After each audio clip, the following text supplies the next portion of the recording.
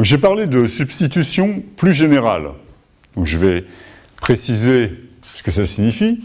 Je dirais que sigma est plus général que sigma prime si il existe θ tel que sigma prime égale θ rond sigma. Exemple. Donc, je rappelle l'exemple de problème d'unification que j'avais donné, le premier, qui était f de x, g de x égale f de g de y, z, où x, y, z sont des variables. Et j'avais donné une solution que j'avais décrite en vert, qui était x sigma 1, x donne g de a, y donne a, z donne g de a. Je pourrais donner d'autres solutions. Par exemple, sigma 2, x g de a, y g de a, z g de a. Et puis il y a une sigma 0 aussi, où cette fois-ci, bon, je ne l'ai pas précisé, mais si a est une constante ici, je peux aussi simplement écrire x g de y, z g de y. Okay.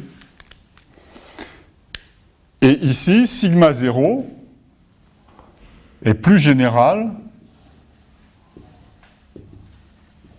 que sigma 1 et aussi plus général que sigma 2. Pourquoi? Donc il faut juste trouver θ tel que sigma 1 s'obtient en composant sigma 0 avec θ, et sigma 2 s'obtient, enfin, θ1, et sigma 2 s'obtient en composant sigma 0 avec θ2. On va l'écrire là. Donc sigma 1, c'est I, je remplace y par a, et je compose avec sigma 0. Donc, si j'applique sigma 0 et qu'ensuite je remplace y par a, j'obtiens bien ma substitution sigma 1. Et sigma 2, c'est y par g de a, bon, sigma 0. Donc il y a une notion de substitution plus générale. Et je dirais donc que, par définition, sigma est un plus général unificateur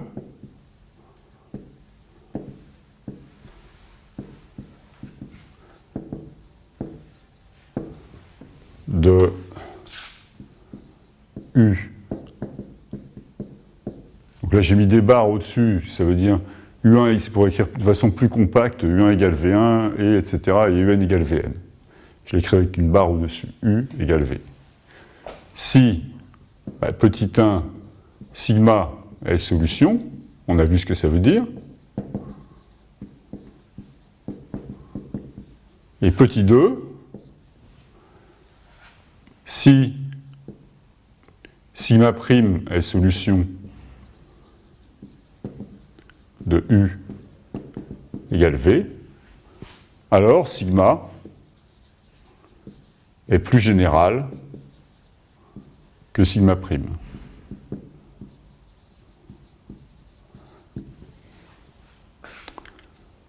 Bon, un autre objectif, c'est donc de montrer que, étant donné un problème d'unification, on peut décider s'il a une solution ou non, et s'il a une solution, donner une solution la plus générale.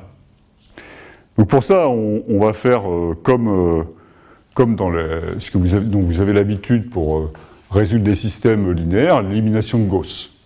On va adopter une stratégie qui est très semblable.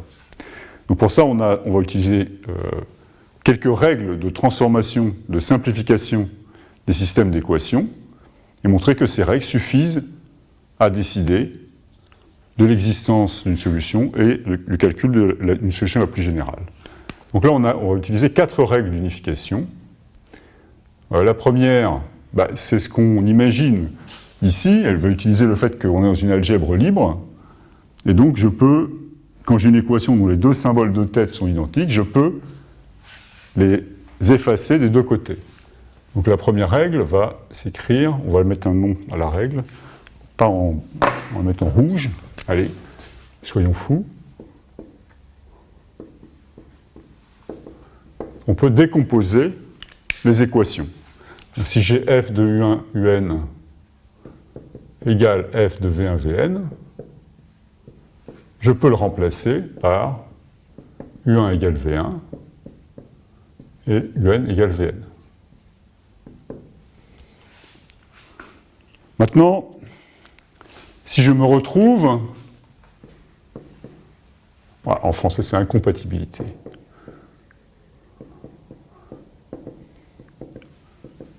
avec une équation entre termes dont les symboles de tête sont distincts, dont les racines sont étiquetées par des symboles différents. Comme ici, à nouveau, on est dans les termes sur une algèbre libre, ces 2 termes ne peuvent pas être identiques. On ne peut pas les instancier pour avoir des termes identiques. Donc si j'ai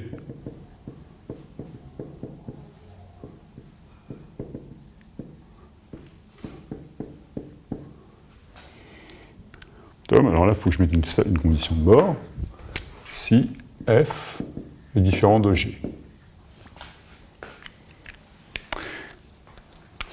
Troisième règle.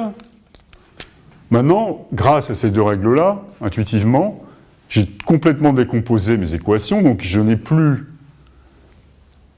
dans au moins un des 2 membres de l'équation, j'ai une variable. Donc il faut traiter le cas où l'un des membres de l'équation est une variable.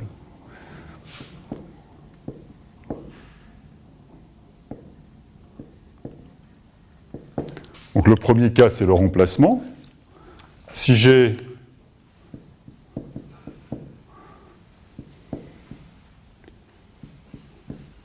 un problème d'unification qui s'écrit sous la forme x égale t et p, je peux le remplacer par x égale t et p, dans lequel j'ai substitué t à x. Donc c'est l'idée de l'élimination de Gauss, de variables. Alors évidemment, ça, on ne peut pas le faire toujours, parce que sinon on va obtenir on va avoir des problèmes de terminaison.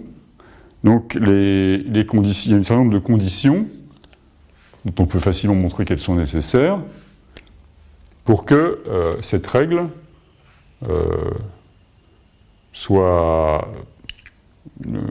termine, pour que cette règle termine.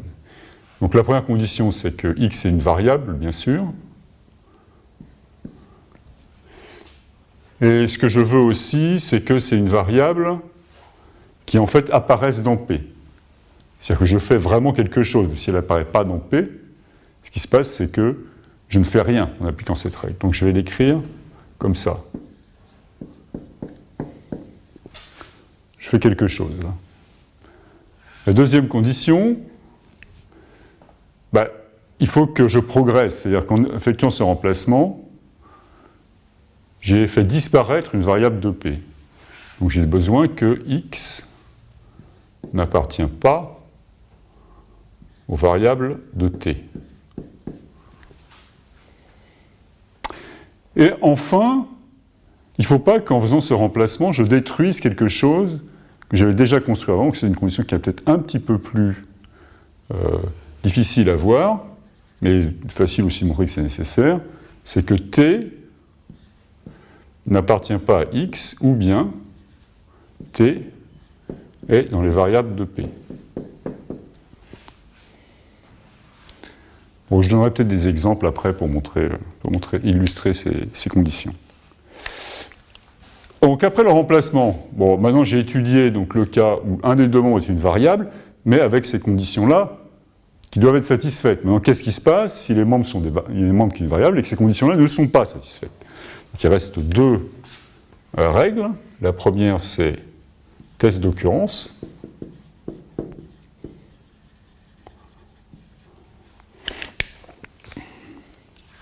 Donc si j'ai une équation x égale t, je la remplace par faux si x est une variable de t et x et t n'est pas identique à x. Donc on a vu sur un exemple que dans ce cas-là, cette règle va être correcte pour des questions de profondeur, compatibilité des profondeurs. Enfin, j'ai une règle triviale. Celle-là, il n'y a aucune condition parce qu'elle est triviale. Et elle me dit juste que si j'ai S égale S, je remplace par vrai. Voilà. Donc on a maintenant ces 5 règles et on va montrer que ça nous permet d'en déduire un algorithme. Alors, on peut faire mieux, hein, mais nous, on va se contenter de ces 5 règles-là. Donc un algorithme qui ne sera pas forcément optimal. J'expliquerai après comment on peut trouver des algorithmes qui sont plus efficaces que ceux qu'on peut dériver de ces 5 règles-là.